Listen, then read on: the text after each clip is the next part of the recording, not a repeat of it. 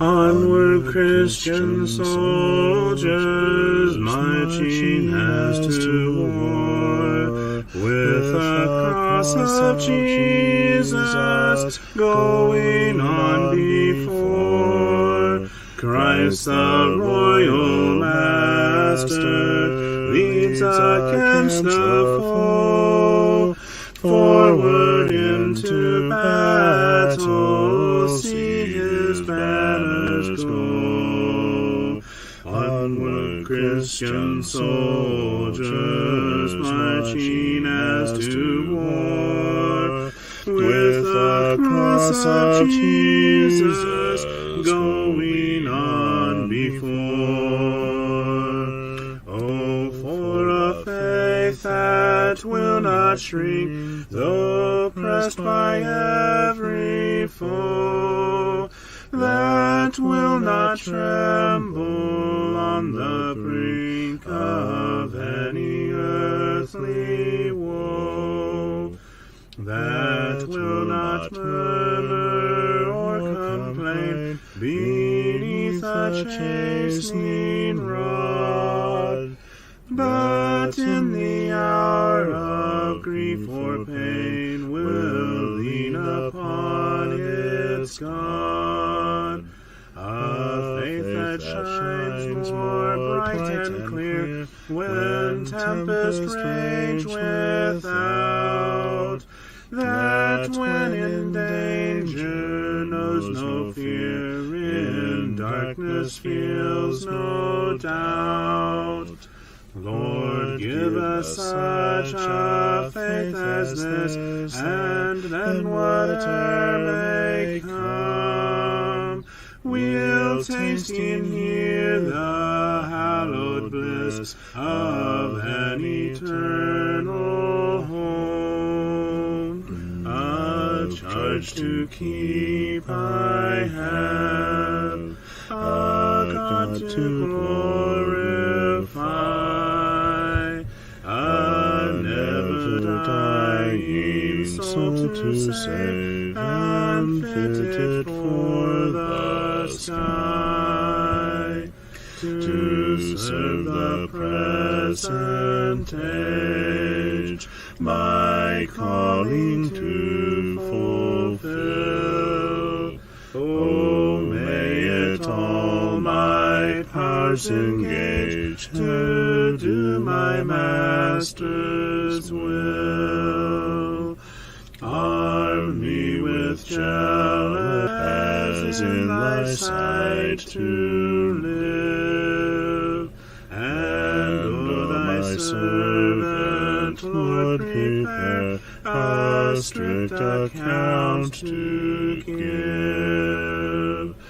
Help me to watch and pray, and on thyself rely. Assured if I my trust betray, I shall forever die. Rise up, O men of God, have done with lesser things. Give heart and mind and soul and strength to serve the King of Kings. Rise up, O men of God, his kingdom tarries long. Bring in the day of brotherhood and end the night of wrong.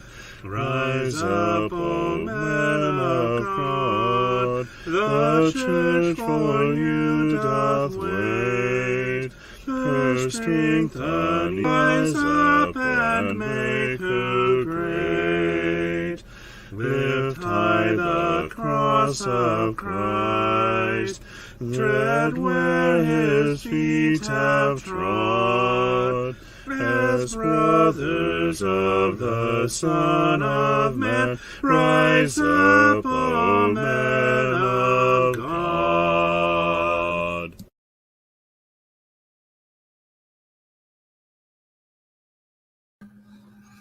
Good afternoon. Wasn't sure I was going to make it, but I did. By the grace of God, amen. Hello and welcome to another episode of Study to Show Ourselves Approved unto God.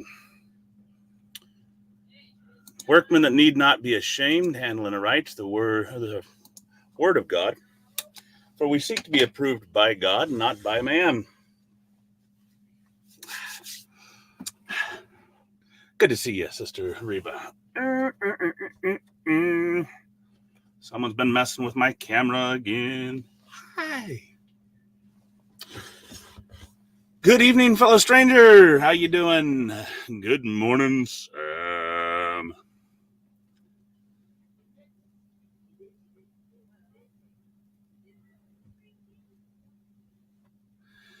Sam is on the road. He loves us. Pray for him, please. For leave room stayed at. Don't know. Alicia? Enough. You're getting too loud. Enough. Ha! So, we are going to pick up in Genesis 39. Y'all ready? Open your Bibles. Let's dig in. As we begin at the beginning, lessons in Genesis. You know what? I forgot to do that. Wah, wah, wah. Okay. So, I made it. Oh, you're at a motel. Joseph was brought down to Egypt. We remember we left him sold into slavery. Go ahead and put it right here. Could you refill this, please, tea? Thank you. I see it. Put it there. All right. Joseph was brought down to Egypt. He had been sold into slavery by his brothers. What wonderful brothers. With brothers like those, who needs enemies? Oh, well, that's right. They were his enemies because they hated him. Seeing that he was favored of his father, they hated him, and so they took it in their hands to sell him into slavery because of that, as well as the fact that he had dreams, and dreams wherein they were bowing down to him. You know, Skylar, if you drove, you'd probably get there faster. Hello, Skylar and Alicia. Good to see you. Now, thank you. So they finally get down to Egypt, and the person who buys him is Potiphar, an officer of Pharaoh. He's captain of the guard, an Egyptian, and he sees Joseph and buys him, likes him, buys him. And it's important to note that God was with Joseph. God was with Joseph in his captivity. God had been with Joseph, and we can see God's hand saving Joseph from the hands of his brethren when Reuben spoke up, going to, and saying, hey, let's not kill him. Let's throw him in this pit. And then you see God's hand again working through Judah, saying, hey, what's profit is it if we kill him? Why don't we just sell him into slavery? And God is with Joseph again here while he's enslaved to Potiphar. And over the course of the time that Joseph is with Potiphar, he blesses Joseph and he blesses Potiphar. Now, Joseph, I want you to remember, Joseph was 17 years old when this happened. We see that. Here we are. Joseph, being 17 years old, was feeding the flock with his brethren, and that's when he brings the evil report. Then he dreams dreams. Then he dreams more dreams. Then he goes on down. His father sends him to find out what his brethren are up to, and they conspire to kill him. Now, he comes down to Egypt, and notice this. Joseph was a prosperous man at the age of 17, or a little bit longer.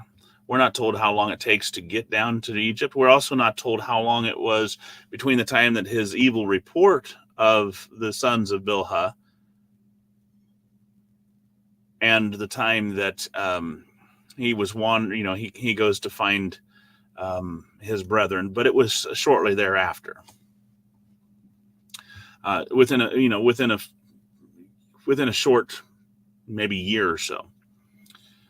How can I know this? Well, because of the timeline later on in Genesis. But Joseph was a prosperous man. He's in the house of his master, the Egyptian, and his master notices that whatever Joseph is doing is blessed. Now, it's not that the Egyptian, not that Potiphar says, "Hey, the Lord's with Joseph," but he sees that Joseph is divinely blessed. Because remember, we're dealing with a pagan culture, and they would simply chalk it up to, "Hey, this man is blessed by the gods. This man is favored by the gods." Now, yes, the Bible definitely says that the master sees that the Lord, i.e., he would attribute it to the gods, and it was actually the God was with him, and that the Lord made all that he did to prosper in his hand. Also, I would like to remind you as well that Potiphar would know that Joseph was a Hebrew, and that Joseph would have worshipped God, Elohim. He's not one who worships, Ra or Ammon or any of those, any of the Egyptian gods. But Potiphar would know that indeed Joseph was a worshiper of Elohim. Joseph found grace in Potiphar's sight because, hey, wait, why would we cut off our nose to spite our face, right? This man is divinely blessed, so I'm going to, in turn, deal kindly with him. It's the same attitude that Laban had with Jacob. He sees that God blessed Jacob, and so he deals kindly with Jacob and says, "Hey, stay with me, even longer." Well, Potiphar sees that Joseph's blessed, and so he finds grace in Joseph and Potiphar's sight. And so Joseph serves him, and Potiphar makes Joseph overseer of his house. All that he had, he put into Joseph's hand, because when you do well, even in your work positions, when you do your job well, good employers will reward that and will promote you to fill positions, to give you tasks that you can handle that will, in more authority and more, until you rise to the top. And that's exactly what Potiphar did to Joseph. And over time, Joseph goes from being a lowly Hebrew slave to overseer of the entire estate of Joseph, or of Potiphar. And, well, this brings him to the attention of someone else, and it's an unwanted attention. But so long as Joseph was in the house, or an overseer of the house, Potiphar's house excelled.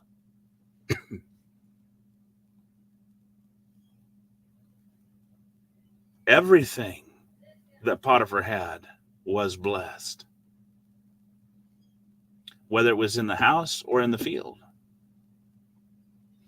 And Potiphar was so trusting of Joseph over the course of these years that he didn't even worry about what he had. He just simply left it in the hand of Joseph. We've all done, well, I can't speak for everybody else, but I know that it's a common occurrence. People will leave things in the hands of those who they find capable. It's in fact in movies, it's actually one of the plot lines of many, many, many, many movies. Oh, well, this accountant does really well, so we just leave it in his hands, and then they don't ever pay attention.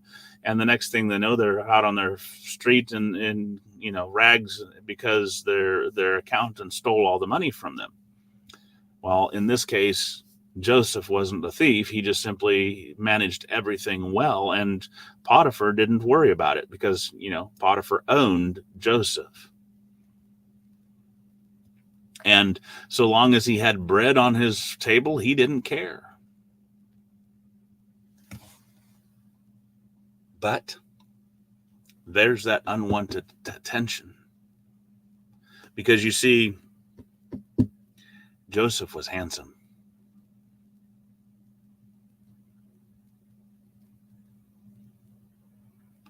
Joseph was well favored, good looking, strong. And it came to pass that his master's wife happened to spot him and realize, you know what? Joseph's really handsome, good looking.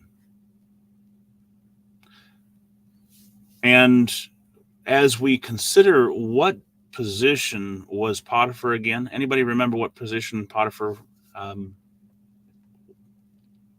enjoyed?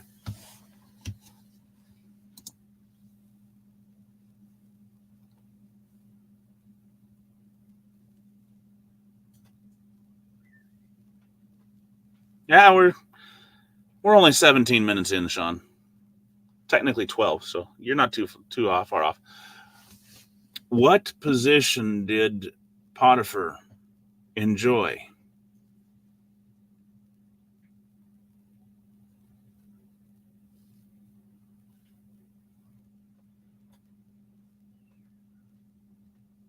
Or should I say, what was his employment? What was his job?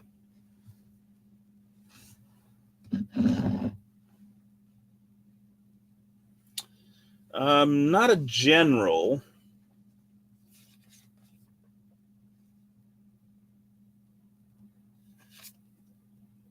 Not a general.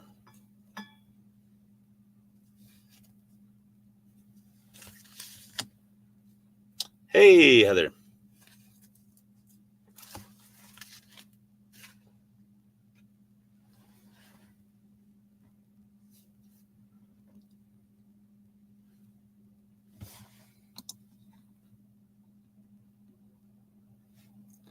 But he was a captain of the guard. He was an officer of Pharaoh, captain of the guard. Now, whether that was royal guard, Sean, the Bible doesn't really say, but he was an officer of Pharaoh, which means he was in Pharaoh's guard, or at least whether his bodyguard or his army. Well, actually guard. Whether he could be city guard, he could be palace guard. He was just in the captain of the guard, an officer of Pharaoh.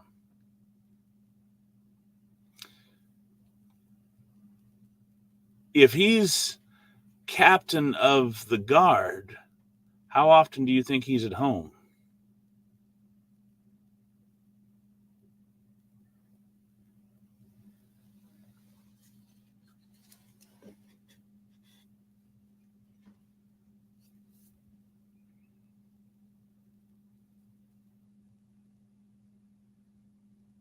How often is he paying attention to his wife?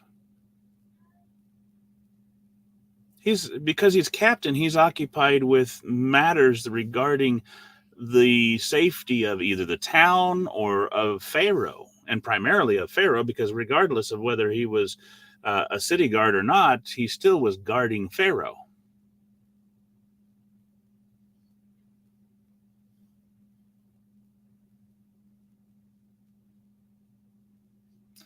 And so his mind's occupied with his men and with his service to Pharaoh. He's not going to be always at his wife's beck and call. He's not going to be spending time worried about his wife. Well, that leaves time for his masters, or for his wife, to be dallying around in things she's not supposed to be.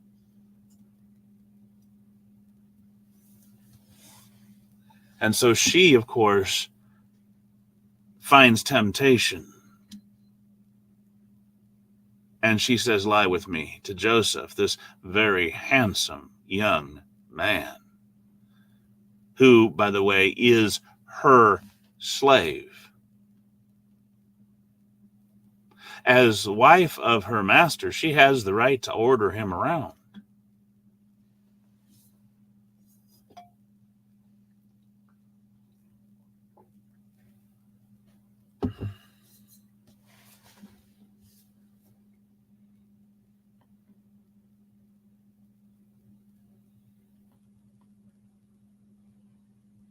But he refused, said to his master's wife, "My master knoweth not," and that word wotteth is Old English for know. "My master knows not what is with me in the house. He hath committed all that he hath to my hand." He's entrusted everything to me. I'm responsible for everything. "There is none greater in this house than I.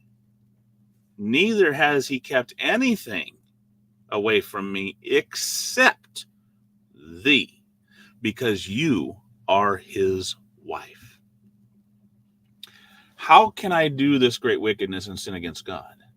Now, he's not asking, how can I do this great wickedness and sin against Potiphar? No. His first thought is, how can I sin against God in doing this great wickedness?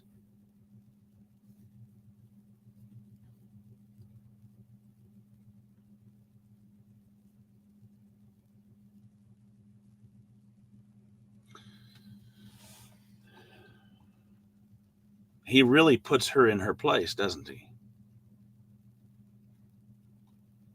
He chastens her right there. He says, "No, no, no, no, no, no.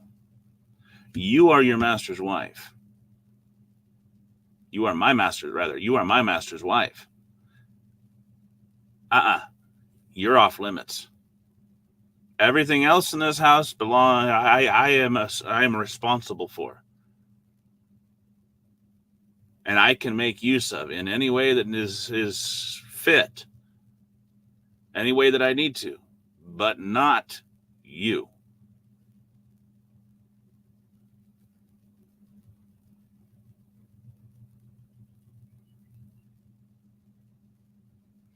Well, Sean, I'll tell you, what if I ain't dealing with? Because we know what did happen. "And it came to pass as she spake to Joseph," she did this day by day. You want to talk about a nagging woman? She came after him day after day after day, and he just wouldn't listen to her.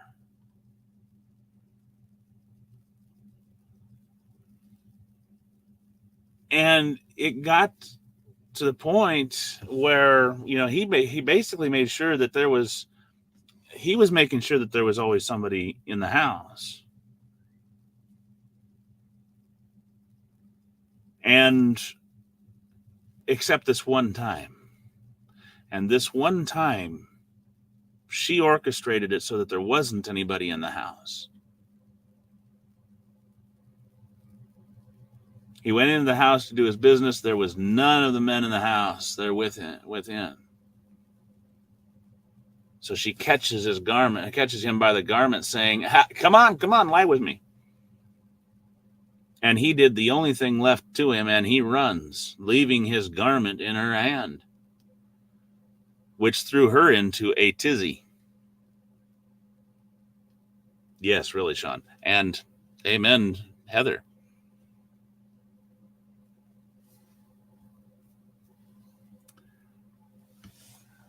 He left his garment in her hand, fled, got him out. And she went into a tizzy. She saw that he'd run away from her again. He'd escaped her. But, I have his garment. So she hollered at the men of the house when they came in, and she spake unto them, saying, See, look at this. The master, your master brought in a Hebrew unto us to mock us, and that Hebrew came in unto me to lie with me, and I cried out with a loud voice, and so he ran away when I lifted up my voice, and he left his garment with me. Look at this. Here's the proof.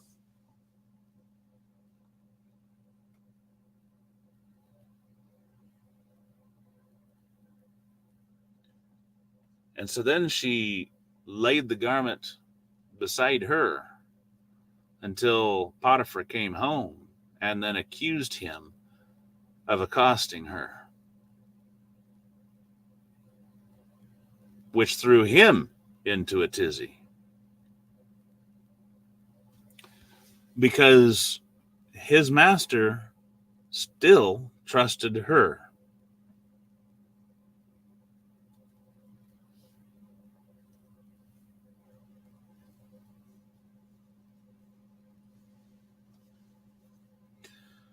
So Potiphar still trusted his wife. And so when his wife told him that, hey, your Hebrew servant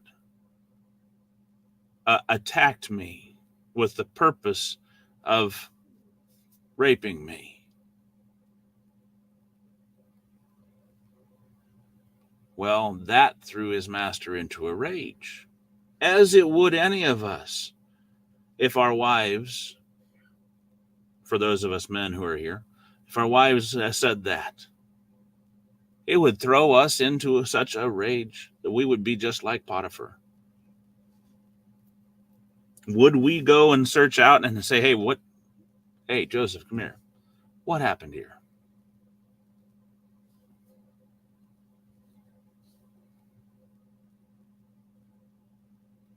Would we go to the men of the house and go, hey, what happened here? No.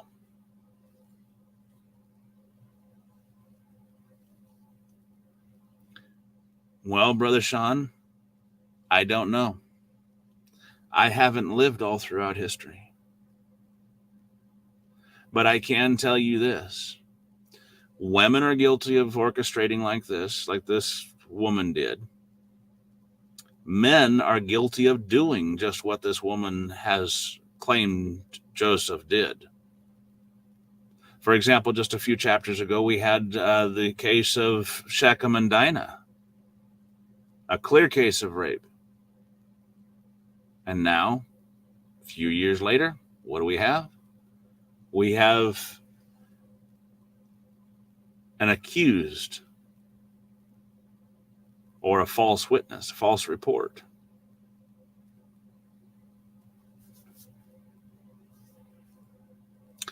I remember one time, as a matter of fact, it was the year that I met Amy up in Austin, Minnesota. There was a girl, a young teenager. I say young, she was probably junior high, as in a junior in high school, maybe a little bit younger than that. Accused 3, maybe 4 of the basketball team of raping her. And it came out that basically it was that she got pregnant by her boyfriend, and she didn't want her parents to find out. And the truth did come out eventually.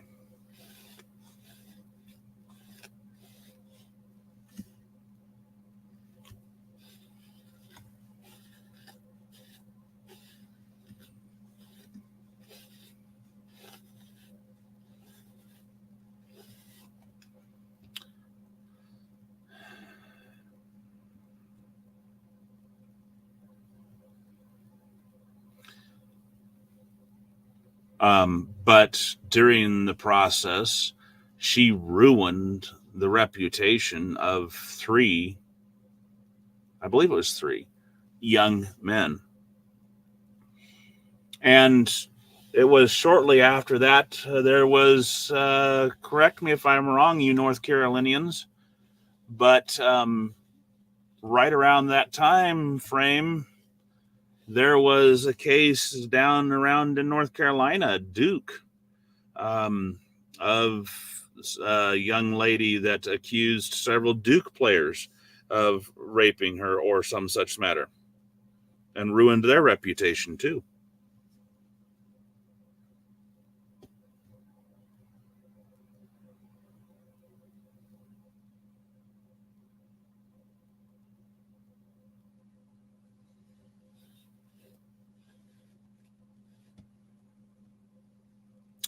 But anyway, so I mean, it happened. It has happened. Well, and it ruined Joseph's reputation with his master. In spite of all the good that Joseph had done for Potiphar, because God blessed Joseph and thus blessed Potiphar, um, Potiphar wasn't having any of it. His wrath was kindled, and Joseph took him, threw him in prison.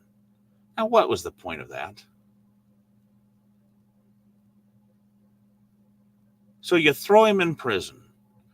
You didn't investigate. You didn't try him. You just threw him in prison.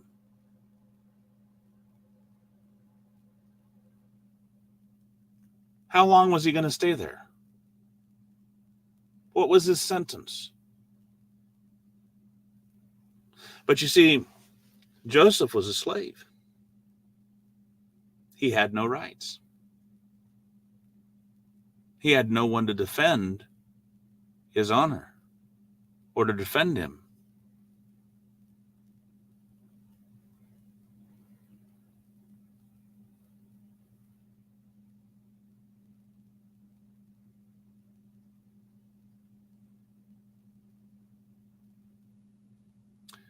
But God never left the Joseph side.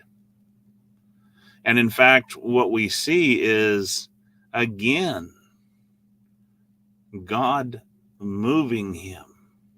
And we look at it from hindsight. So we know that God moved him from Potiphar to the next step where he would then come in, meet with the next person to move him to the next position. And that is, he needed to be in prison in order to meet the next group of people that would further his career and further the God's plan. So God's with Joseph, and during this next few years, Joseph being in prison finds favor in the sight of the keeper of the prison, and the keeper of the prison in turn does the same thing that Potiphar did.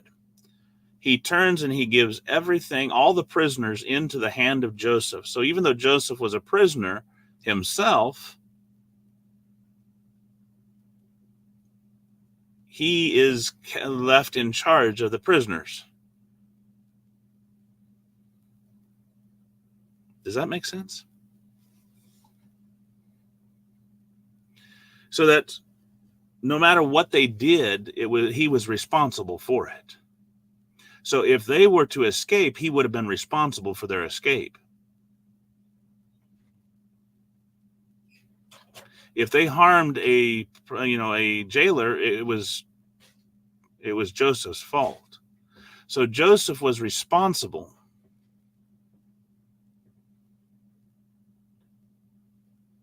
Welcome back, Sam. You're right, Sean. Joseph is not one that sits there and says, "Why, God? Why me? What did I do? How come? Why?" So Joseph was a man who understood that God was with him. Remember, Joseph had received dreams before he was sold into prison. And that's going to come into play later on. But he knows beyond a doubt that God is with him. For you look at this, the Lord makes everything he does prosper. Any questions over chapter 39?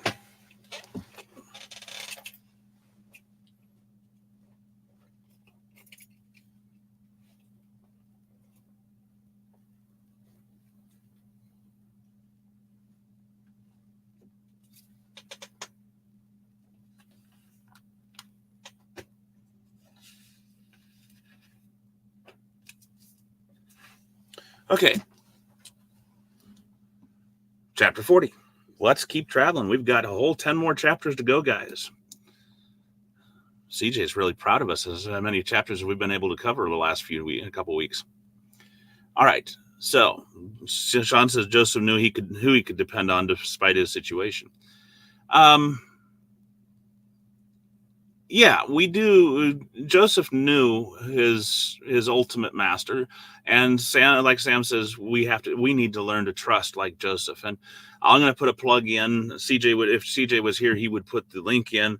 But we did a series of lessons on Joseph as one of Faith's Hall of Famers, and hopefully CJ and I'll get back to doing those gospel edification meetings one of these days. One of these months. But if you can find the gospel edification meetings, there was Faith's Hall of Famer Joseph. It would be about a year, maybe year and a half ago.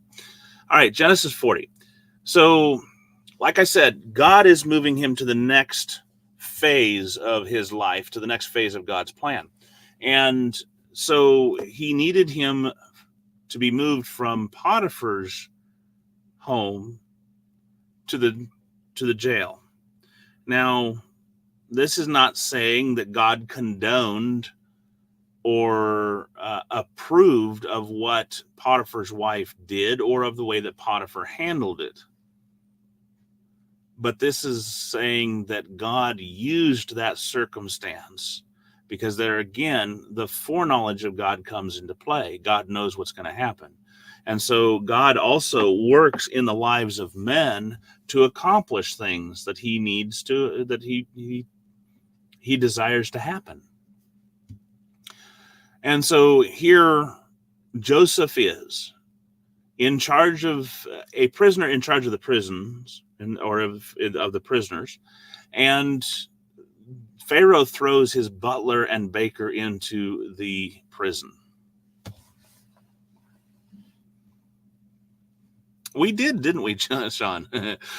And, it's going to take a bit to get to offend your master, the king, when you are the butler, the one who is in charge of overseeing the daily operations of your house, including making sure all the servants bring the food at the right time. And the baker, the one who makes sure you have fresh bread and delicacies such as, pies and fruit or pastries and cookies and all that lovely stuff for you to eat. But they had offended their Lord, and Pharaoh was angered against those two officers. And so he puts them in prison, and he's going to figure out what to do with him.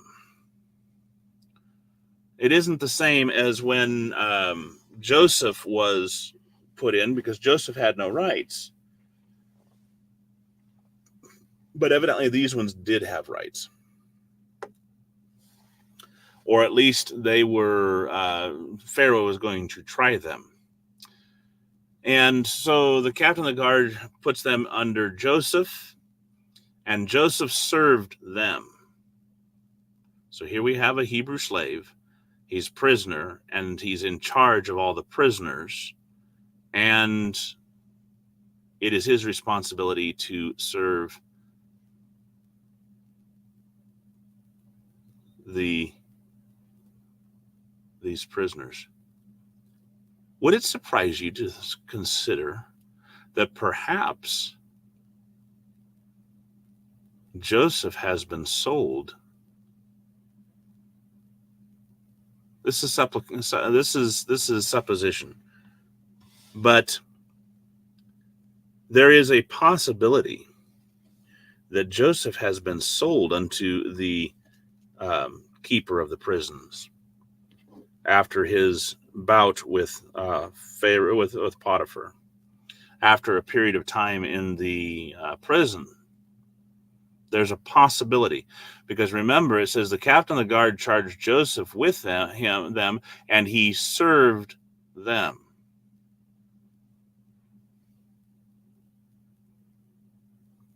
But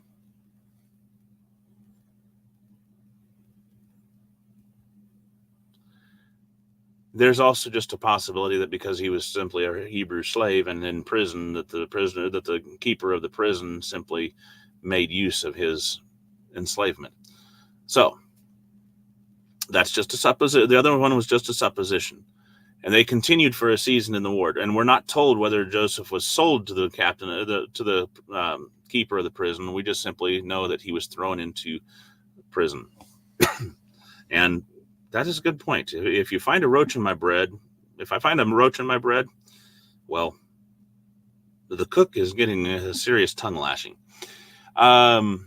So they dreamed a dream, both of them, each man his dream in one night. And so each man is despondent because they don't know what that means.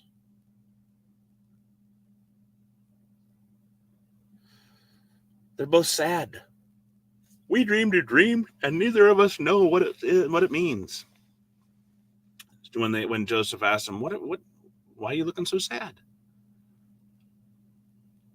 There's no interpreter of dreams, and we've dreamed a dream. We can't go out to the temples and have the diviners tell us. And Joseph says to them, "Do not interpretations belong to God? Tell me your dreams, I pray you."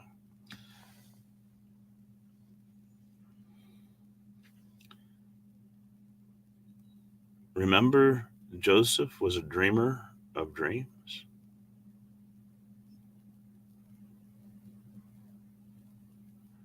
He also worships and serves God. As a dreamer of dreams and a servant of God, it appears that he is also an interpreter of dreams.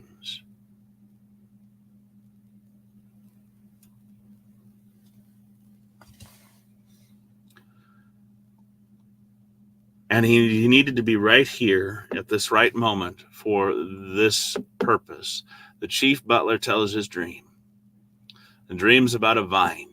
And in the vine, there were 3 branches. It was thought as though it budded, their blossoms shot forth, the clusters thereof brought forth ripe grapes. Pharaoh's cup was in my hand, and I took the grapes, pressed them into Pharaoh's cup, and I gave the cup into Pharaoh's hand. Yeah, exactly, Heather. Just like Daniel. Joseph said unto him, "This is the interpretation of it.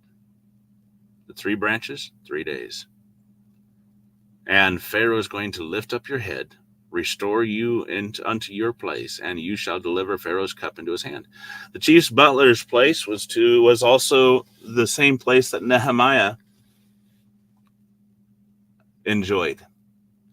He was the wine taster. He was the one whose job it was to make sure that the wine, what the Pharaoh drank was not poisoned. Wouldn't you say, hello, Sister T, wouldn't you say that Pharaoh had a very close relationship with his butler?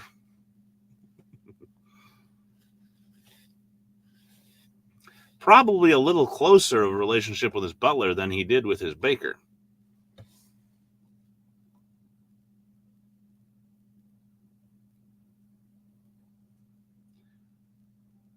Now,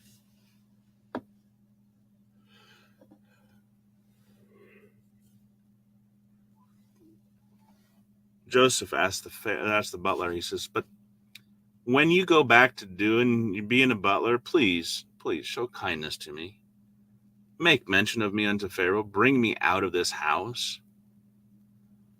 I was stolen away out of the land of the Hebrews, and here I have done nothing that they should put me into the dungeon. Make mention of me to Pharaoh. Plead my case.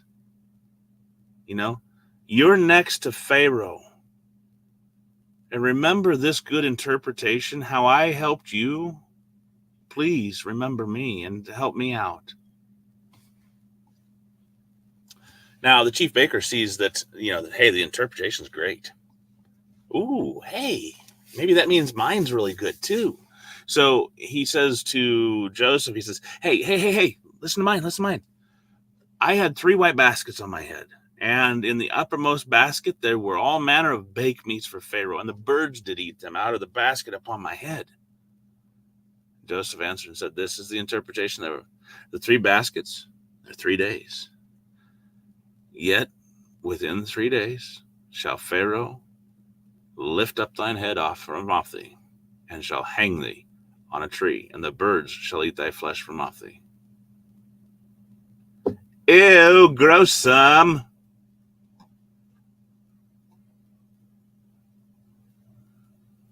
Talk about giving new meaning to picking your brains. And it came, so that wasn't a very good,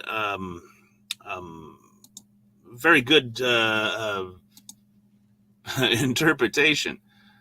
He didn't even bother asking the baker, remember me when you get out of here? Sorry, you ain't gonna live to remember me. And it came to pass on the 3rd day that Joseph's interpretations came true exactly as he had said, which, if you remember Moses's later admonition, was the mark of a true prophet.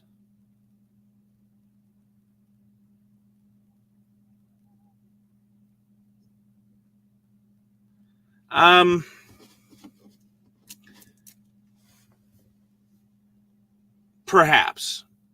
I couldn't say one way or the other, Heather. I do know that some were hung up on stakes. In this case, I would have to say I would probably agree because of this. Pharaoh is going to lift up thy head from thee and shall hang thee on a tree. And so when it talks about that, it sounds like he's going to be beheaded first, and then he's going to be staked or hung out to for the birds to pluck or to eat from.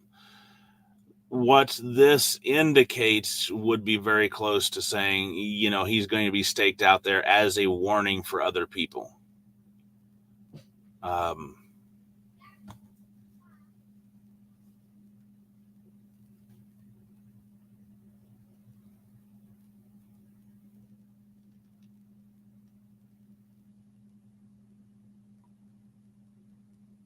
You want it to be noted that the chief baker was not the only person up to this point that was eaten by animals? Probably not.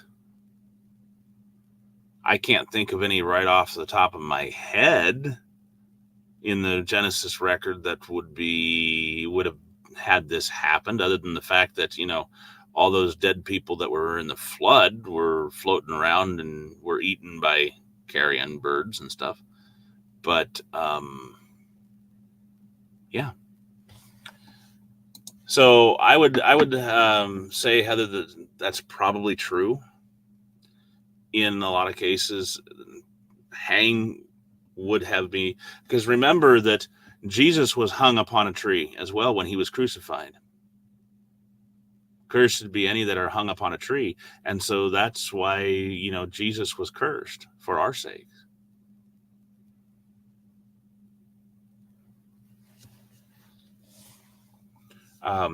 And yet he was crucified. He was nailed to the cross.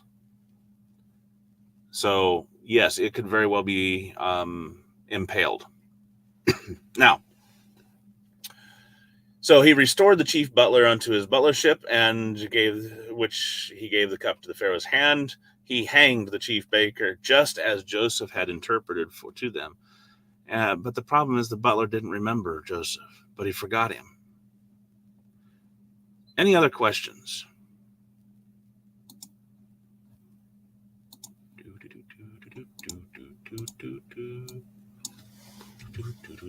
Hey, I didn't move down there. Come on. Work, though.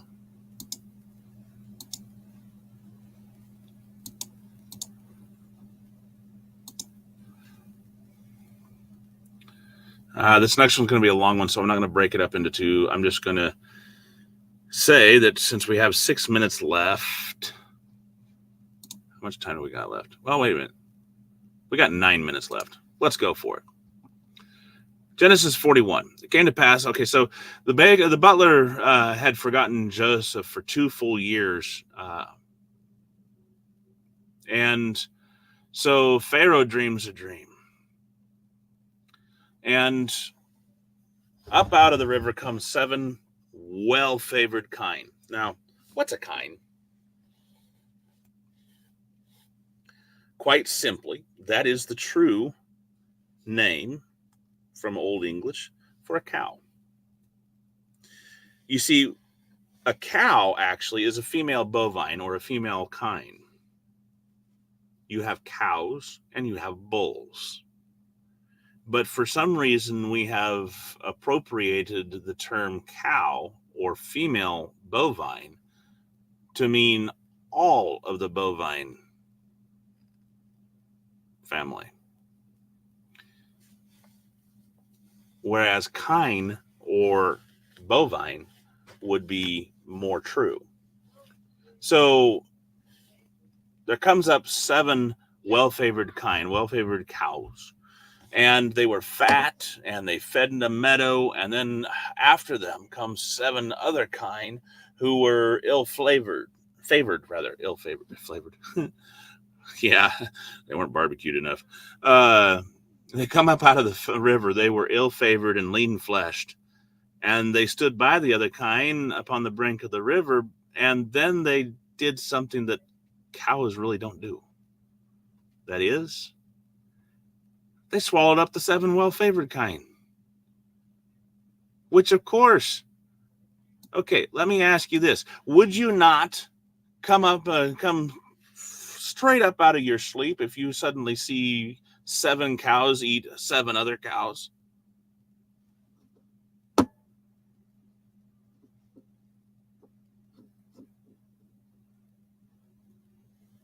I mean, that would startle the pudding out of me. That's a farmer's worst nightmare. They're going to start eating the other cows. What are they going to do to me if I'm the one caring for them? Hey, Maureen. Woo! Not something a farmer wants to be thinking and dreaming about in the middle of the night. And so he sleeps and he dreams again the second time. Behold, 7 ears of corn come up on one stalk. Which, hey, that's a farmer's dream there. You get 7 ears on one stalk. Whoa.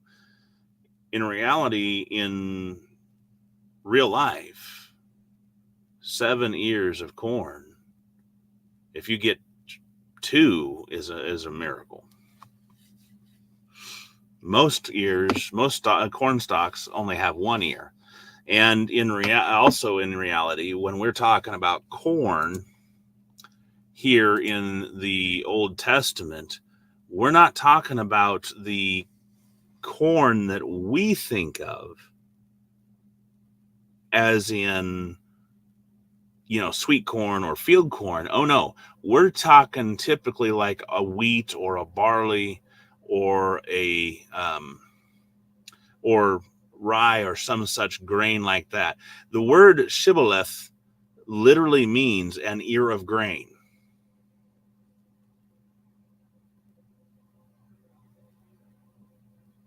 And the word here for corn or ear of corn is shibboleth. And remember that word, because that's the word that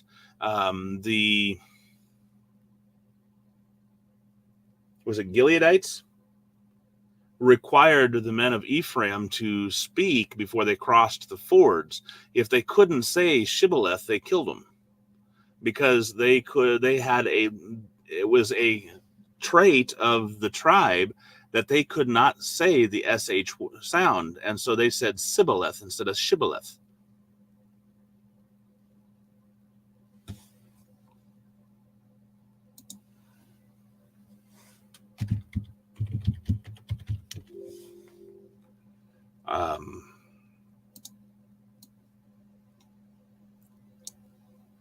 Hey, boy, did I get it. Boy, did I nail it. Thank you, Lord. Judges 12 and verse 5, the Gileadites took the passages of Jordan before the Ephraimites, and it was so that when those Ephraimites which were escaped said, let me go over, that the men of Gilead said unto them, art thou an Ephraimite? And if he said, nay, then they said unto him, say now Shibboleth. And he said, Sibboleth, for he could not frame to pronounce it right. And then they took him and slew him at the passages of Jordan. And there fell at that time of the Ephraimites 42,000. This was that word. Shibboleth, an ear of grain, also known as a stream.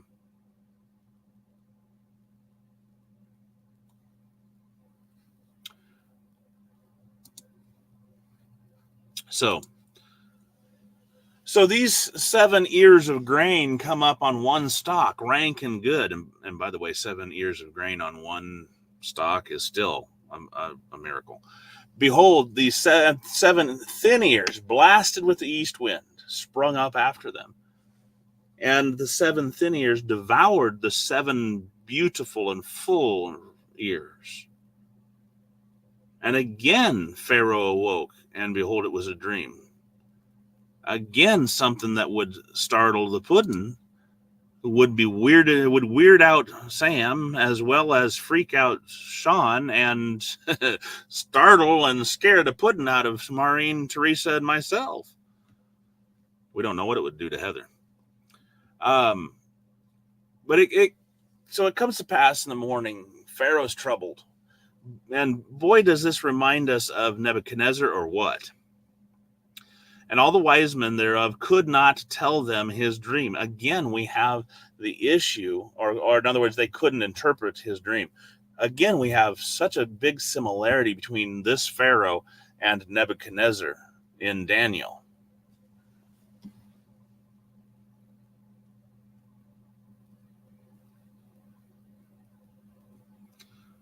So that's when suddenly the chief butler says, hey, I remember my past and my sin, my faults to this day.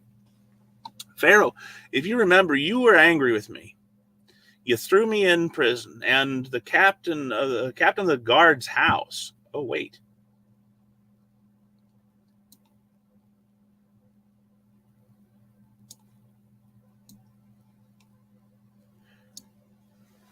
Who was the captain of the guard?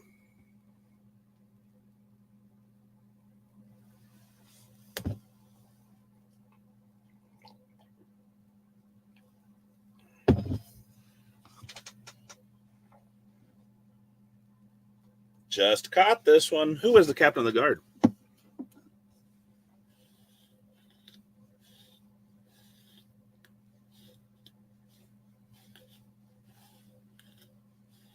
I love it when I study something and find something new. Something that never had occurred to me before.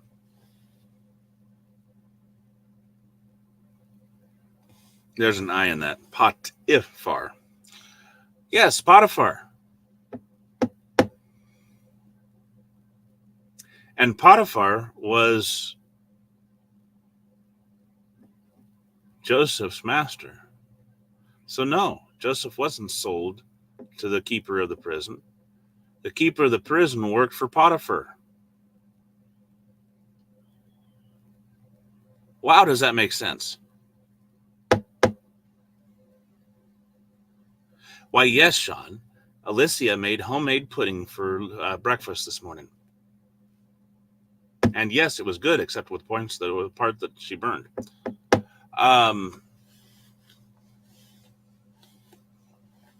So anyway, so he says, hey, you threw me in prison, and we dreamed a dream in one night. I and he, we dreamed each according to our own interpretation. And there was a young man there with us. A young man, he was a Hebrew, a servant to the captain of the guard. So they knew that he was Potiphar's servant. And we told him, and he interpreted to us our dreams. To each man according to his dream he did interpret.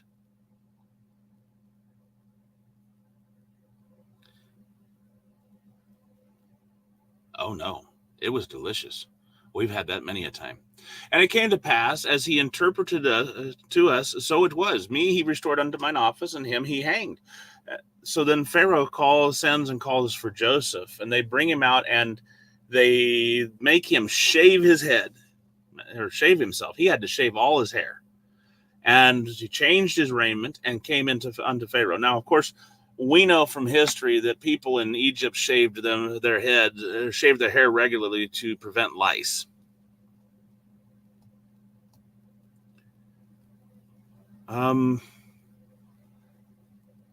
Perhaps, Sean, but also remember, he's captain of the guard, but he's also an officer of Pharaoh.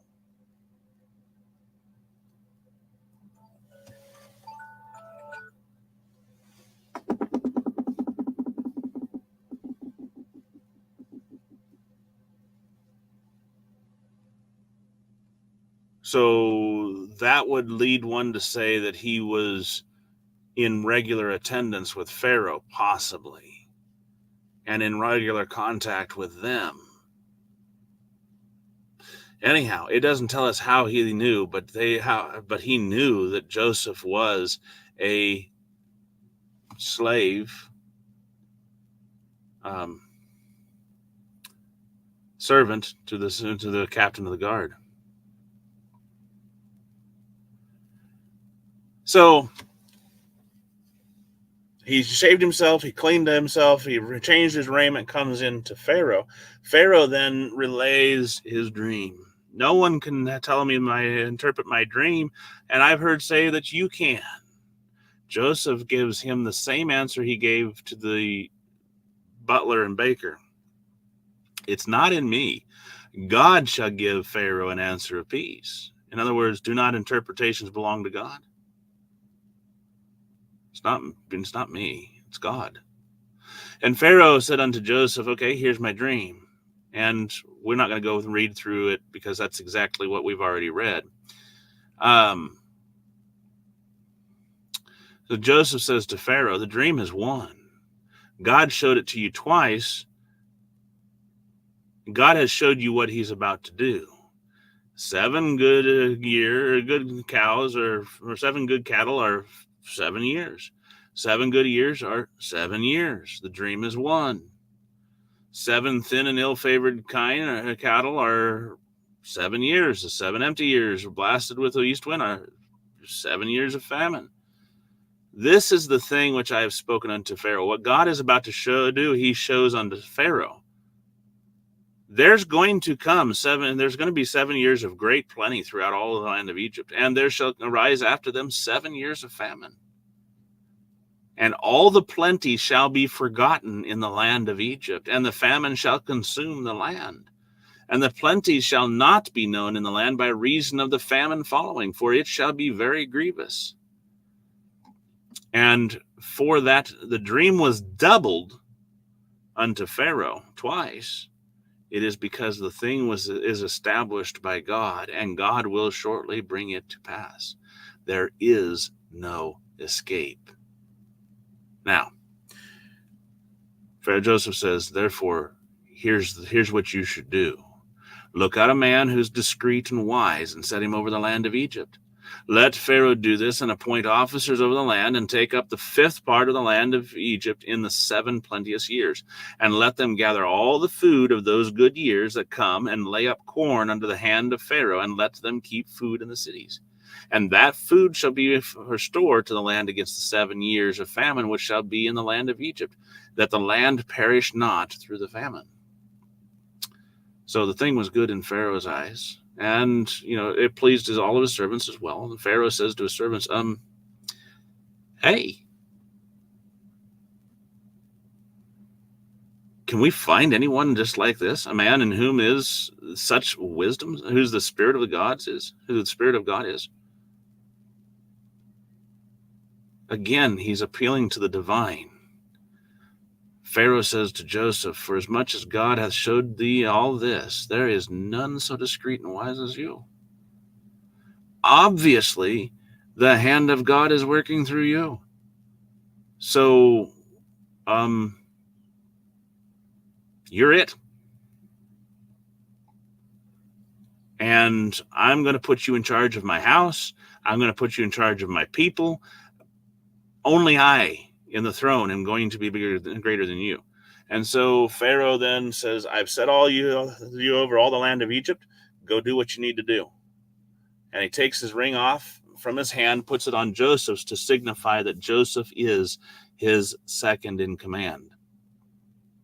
He arrays him in royal vestures of fine linen, puts a gold chain about his neck, and he makes him ride in the second chariot.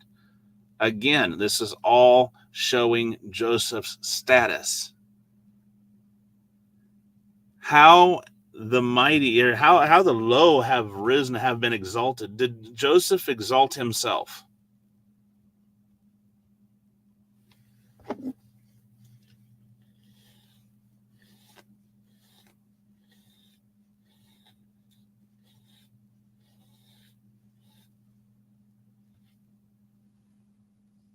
No.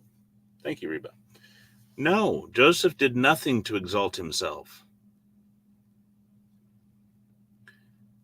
He that shall be last shall be first.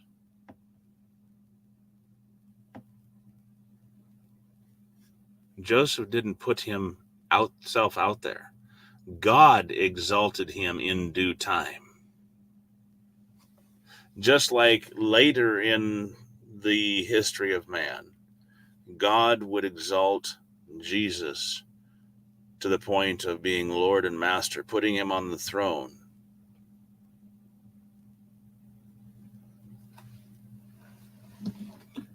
And giving him a name that is above all names, Philippians chapter 2, verses 5 through 11. Pharaoh made Joseph to ride in the second chariot which he had, and gave him that status.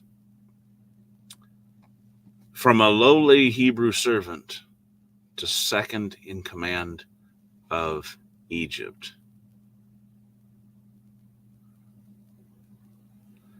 Joseph's name was changed to Zaphnath-Paaneah, and he was given a royal wife, Asenath, the daughter of the priest of On. And Joseph was second in command over the entire land. Joseph was 30 years old. So he was 17 years old, roughly, when he was sold into slavery. And for 13 years, he went through his enslavement.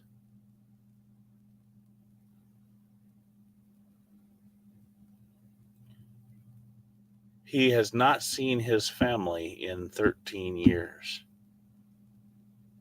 And yes, Reba, that would have made him over Potiphar now. And you probably would be thinking, man, Joseph could get his revenge on Potiphar. But I think, like Debbie does, that Joseph was a very humble man.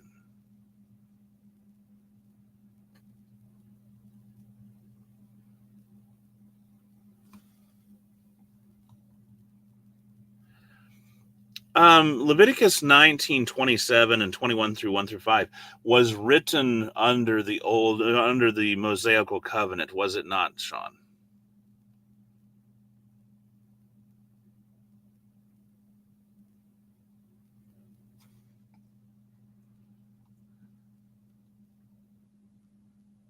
So, and in the 7 plenteous years, the earth brought forth by handfuls, and he gathered up all the food of the 7 years which were in the food of the in the land of Egypt, laid them up in the cities. And Joseph gathered corn as the sand of the sea, very much, and gathered grain as the sand of the sea, very much, until he was left numbering, for it was without number. Joseph had 2 sons born during these years, during the 7 years of plenty. He had Ephraim and Manasseh, Manasseh being the firstborn.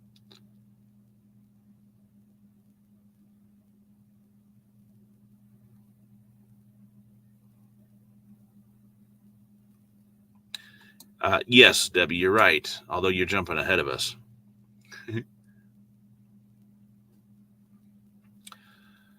Do they have a common law? No, not necessarily.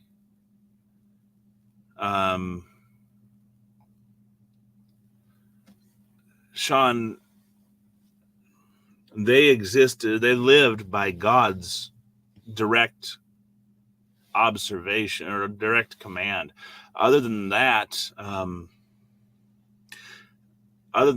they still lived by the rules and customs of the land or of that they were in. If they didn't have direct revelation from God, God spoke to the fathers directly in visions, to the patriarchs.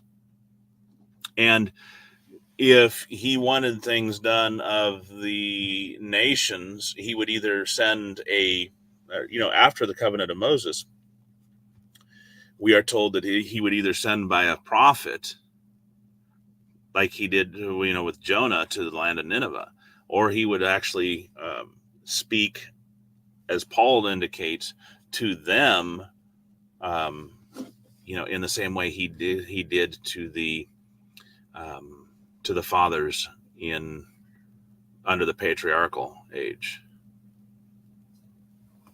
And if you want proof of that, you're going to have to read Romans. Okay, so back on topic, because we're running out of time. Joseph calls the firstborn Manasseh, the second, and the Manasseh means he is here, something to the effect of causing to forget, or he has caused me to forget. And then Ephraim, which means double fruit. So God has caused me to be fruitful. So Ephraim, double fruit. Manasseh, caused to forget. Ephraim, double fruit. And the 7 years of plentiness passed, they end. And then here comes the 7 years of famine, and the dearth begins. Joseph says the land of Egypt, there was bread. Now, Egypt, all of the people, they cried to Pharaoh for bread because, well, they ran out. And Pharaoh says to the Egyptians, go to Joseph. And so they come to Joseph. Joseph opens all the storehouses and sells unto the Egyptians. So the Egyptians come, they buy, bread or grain from Joseph. And once all the gold runs out, well, we'll have to wait till next time to find out what happens next. Any questions over Genesis chapter 41 before we end?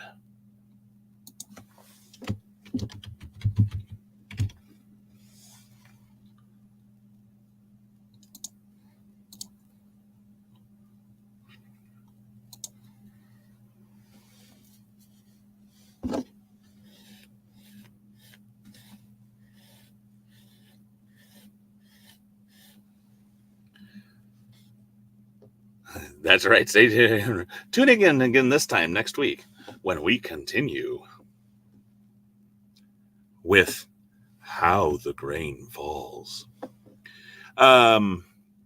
Yes, Sean, the laws in Leviticus were under the Mosaical covenant. Therefore, they were applicable to the Jews that that made the covenant as determined in Exodus chapter 20 and beyond. I think we could actually say Exodus 16 through and beyond. But anyway, but no, the covenant of Moses occurred during Moses's time, and so those laws came into effect during Moses's time. As the scriptures turn.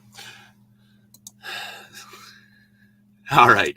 So again, thank you for being with us during another episode of Study to Show Ourselves Approved. For that's what we try to do here. Study to show ourselves approved unto God, not unto man, but unto God. Workmen that need not be ashamed, because we are handling the word of God correctly. So, until next time, make sure that you guys make plans to study to show yourself approved. I'll see you then. God bless in your walk with Him.